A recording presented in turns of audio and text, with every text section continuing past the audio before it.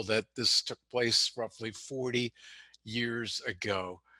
So let me get I mean, this I've up. always thought of you as being that old, so not that Thanks a surprising. lot. So, Michael, to put it in perspective, here's a deal from before you were born, okay, 1980. And I kind of got busted for this deal because I was supposed to be in college. And this deal took place in California when I was supposedly in school, and my parents didn't know I was in California, and it got written up in the newspaper, so I got in trouble for it. But here's what happened. I was south, and I had this hand that, who could forget this, 8-5, and I was the dealer, and I decided to open the bidding with a bid that I haven't opened in the last 40 years. And it's a bid most people don't know about. Most people would maybe open one spade or two clubs or even four spades, although you shouldn't open four spades because this hand's too strong. A four spade bid shouldn't be this strong.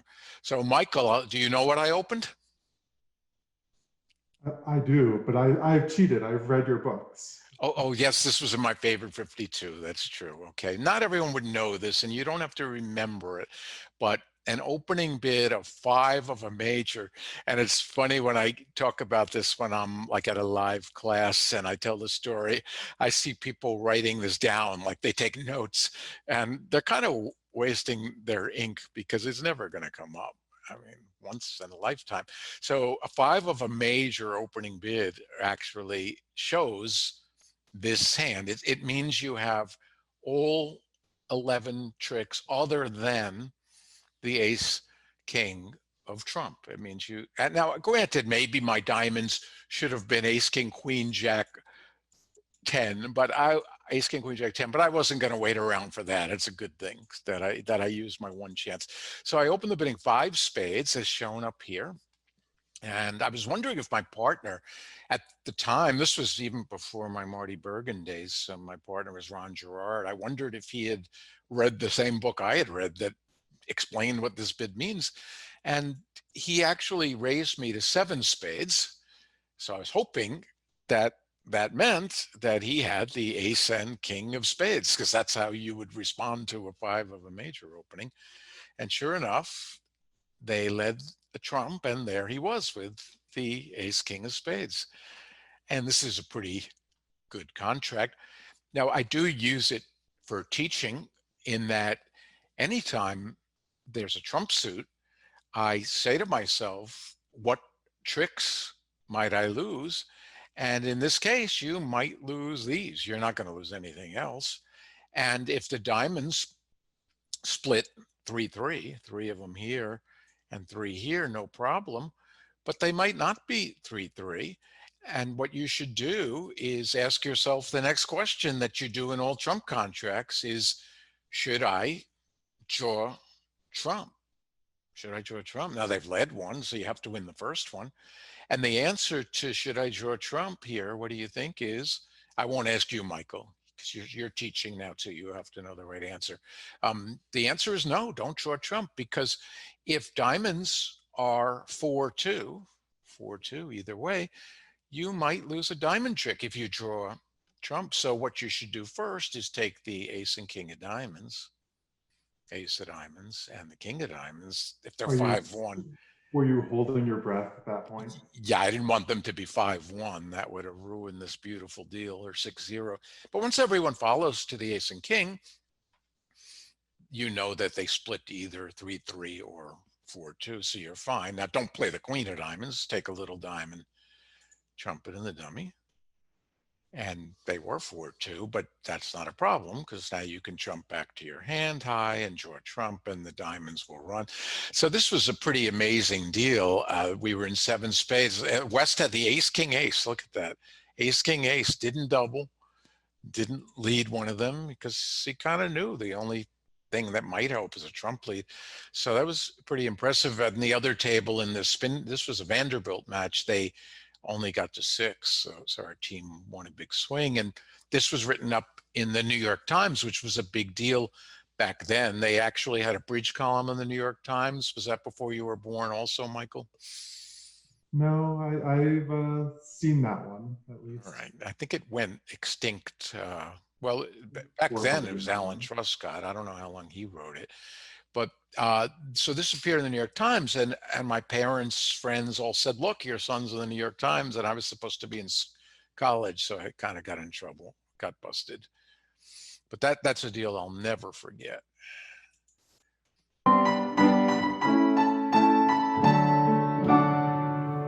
Here's, don't laugh at this picture. Oh my God, 1984. Now that's, when Oh, were you sorry. born, Michael? That's not funny. 1987. I forgot my instructions. And when were you born? No laughing. All right. 87. Yeah, back then I was playing with Marty Bergen, who was good for stories. This was actually a deal I'm going to tell you about. Marty was not my partner in the deal, but Marty and I used to talk about some talk bridge all the time. And he called me up on the phone and he said, "Larry, I was playing today at the local duplicate and I went down 7,000 on one deal." And you know, a normal person, you would think that's kind of weird, but Marty, things like that would happen. So I said, "Marty, how in the world did you go down 7,000 on a deal?" So this is another one you can't ever forget. So here's Marty playing at the local duplicate with his partner. Now Charlie was, I guess you could call him a student because Marty got paid, but in this case it was actually barter, in that Charlie was Marty's dentist, and Charlie would give free dental care to Marty and Marty's wife and his two kids, and in exchange for Marty playing bridge with him. So this is what happened at the local duplicate that day. Marty called to tell me how he went for 7,000. Now you have to be vulnerable. Notice the vulnerability up here. If you ever want to try to go minus 7,000 on a deal, you will have to be vulnerable. So here's the bidding. Two clubs by West and pass by Charlie and two spades. And Marty is here with this 6-6 hand. Vulnerable, but Marty had a saying about being red. You know, red is vulnerable. I wore my red for Christmas. In fact, let's get really Christmassy for this story here. Can you see that on the screen? All right. So Marty decided colors are for children. That's what he used to say about being red. And he decided he had to show his two-suiter. So you've all probably heard of Michael's bids, not named after you, Michael. And Marty decided that the way to show hearts and a minor would be to bid spades here. Bid east, spade bid was natural. So anyone could bid three spades for Michael's, which I think vulnerable, I would be afraid to. But Marty decided with 6-6 that he would make a super Michael's bid, and he bid four spades. He really did. He bid four spades, thinking that would be hearts and a minor and really jam up the opponent's auction. So how did this work out? Well, it worked well for a while. West used Blackwood, 4-no trump, and East answered, 5 diamonds. And Marty, to his credit, didn't bid again. He had already disrupted their auction. He passed. And they bid 6 diamonds. And I'm going to show you what everybody had here. So they were in 6 diamonds. West had a big hand, and Marty's super Michael's bid had done pretty well because East West had landed in 6 diamonds when they were laid down for 7 diamonds or 7-no trump. And in the local, even in the local duplicate, 6 diamonds wasn't going to be a good board for East West. Everyone's going to get to at least that, maybe 6-no, 7-no, 7 diamonds. So this was a good result. However, poor Charlie, the dentist who had been watching all this, was a little amused when Marty bid 4 spades. Granted, East had bid spades already, but Charlie now decided, since the opponents were in 6 diamonds, that he would sacrifice in 6 spades. He decided Marty really had spades. So this wasn't good. All right, so now East. I, when I tell the story on my cruises, I say East thought Christmas had arrived. So I guess it's good timing to say that for our holiday video. So East doubled. Now Marty was in a little trouble. He said, well, this isn't what I had in mind. Let me run to seven something, but I'm not going to choose. I'm 6-6. So let me bid six no trump because that can't be natural. How can I want to be in six no trump? My partner will choose between clubs and hearts. The opponents have diamonds and spades. So they doubled. Now Charlie was a little bit confused. He passed. It went past. And now Marty didn't want to be in six no doubled. So he could have chosen one of his six card suits now, but he decided to make what we call an SOS redouble, which says, partner, rescue me, pick clubs or hearts. Well, you can guess what happened. Charlie just was confused. He didn't know from SOS redoubles. He didn't know what was going on, and he passed. And there they were in six no trump redoubled. Well, they led the ace of diamonds, and they took all the tricks, 13 tricks. So this is 7,000. How do you figure that out? Well, it was only down 12 because he was only in six. It was down 12. So it's 2, 5, 8, 11, 14, 17, 20, 23, 26, 29. I'm running out of fingers. 32, 35, down 12, doubled, and then redoubled to 7,000. Now, if you want to try to set this record, you can be redoubled down 13. So there is room for this. So they open up the traveling score slip. And back then, there was no computers. You didn't punch it in. They looked at it's minus 7,000. They wrote it on the score slip. It was a bottom. Okay. Don't know how Marty's next trip to the dentist turned out. I don't think Charlie was thrilled with this result, but there you go, 7,000.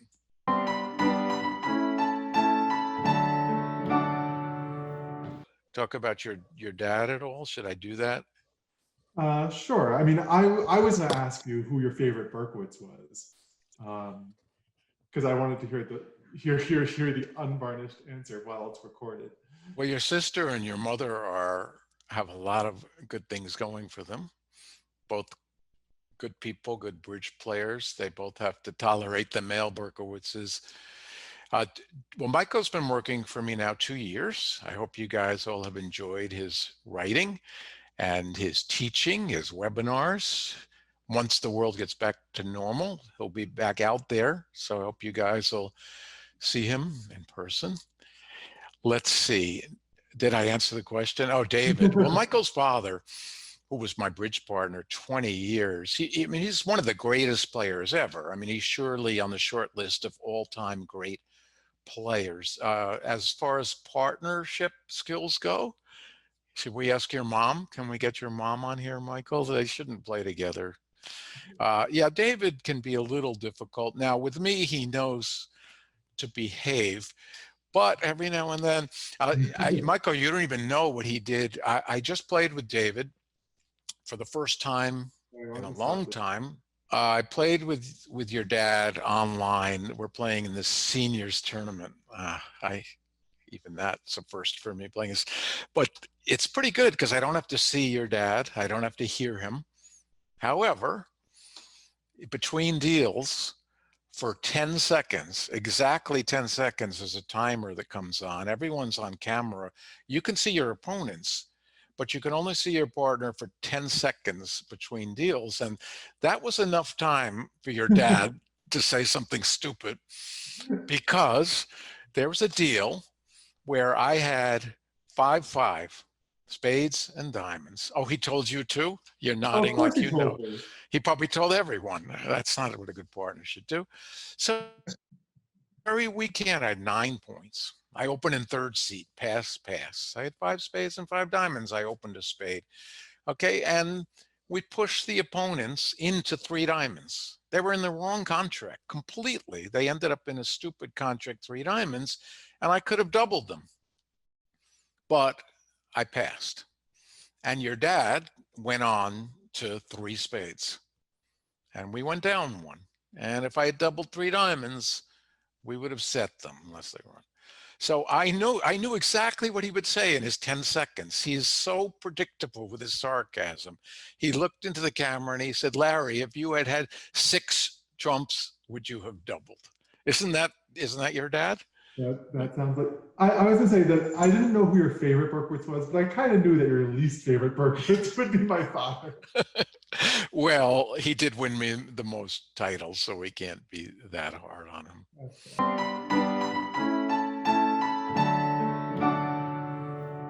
My most special moment in bridge, and that does involve a tournament with your father. Let me see if I could just get that back up here.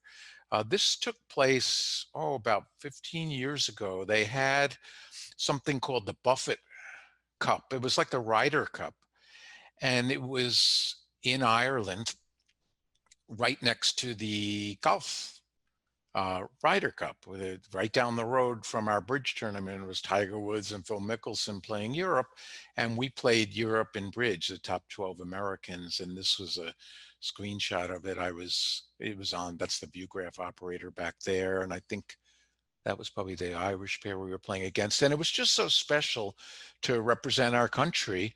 And there weren't screens. It was like played for honor, so you could see everybody at the table. There's David and me against the I think that's Sabine and Danielle over there.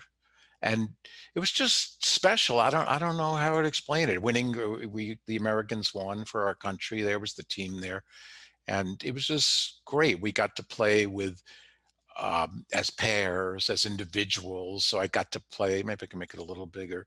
I got to play a match with Zia and a match with Bob Hammond, and that was Paul Soloway. And it was just, there I am in the middle. It was special. There's your dad right there. So that was pretty special.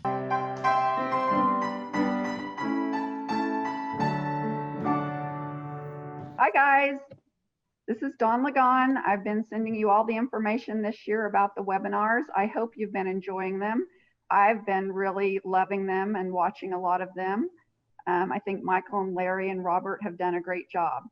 So anyway, I got all the guys together to wish you happy holidays. It's great to be here and see everybody. I know we all communicate so much through email these days, and the webinars have been really fantastic. Given that we've all been so isolated, it's been a great way to interact and to get to teach bridge, and I've loved the feedback. So we really look forward to continuing them with you next year. We do want to thank everyone for not just being with us on these webinars this year, but all of you have come to our live events and keeping us doing what we love to do, teaching bridge, writing about bridge. So I hope you'll all stay healthy, and we'll see you in person one of these days. Michael, thanks for a good year. You want to say something to close out here? Everyone, it's been a very strange year for everyone. And we are so thankful that we were able to still be part of everyone's lives through bridge and through all these webinars. It's been great. We've gotten to meet new people. We've gotten to stay in touch with people we have known for a little while. And that combination has been great for everyone. So we're really thankful that we've been able to do this, and look forward to lots of great things coming up in 2021, including maybe the return of live webinars. Or live bridge. Live. Yeah, okay.